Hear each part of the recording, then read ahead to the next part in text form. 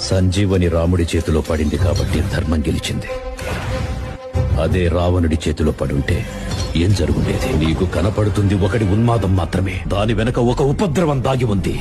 మానవాసురుల మధ్య సమరభేరి మ్రోగనుంది. ఈ బ్రహ్మాండానికే పెనుముప్పుగా మారేలోగా ఆపడం నీ వల్లే అవుతుంది.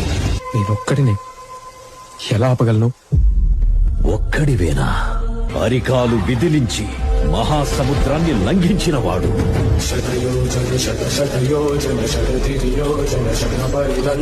రాక్షస సైన్యాన్ని మట్టుబెట్టి రావణుడి సింహాసనాన్ని కంపించిన వాడు.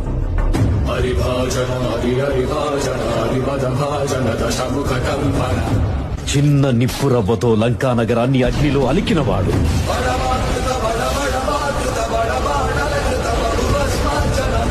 త్రేతాయుగంలో రాముడి నీడయ్యాడు.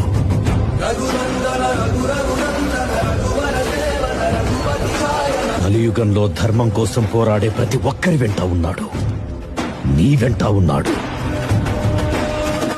ధర్మ ధర్మ నిర్వహణ కోరిన ధర్మకూడ దుర్జయ సమమౌనని చాటిన వాటి పురాణ చరతులుగా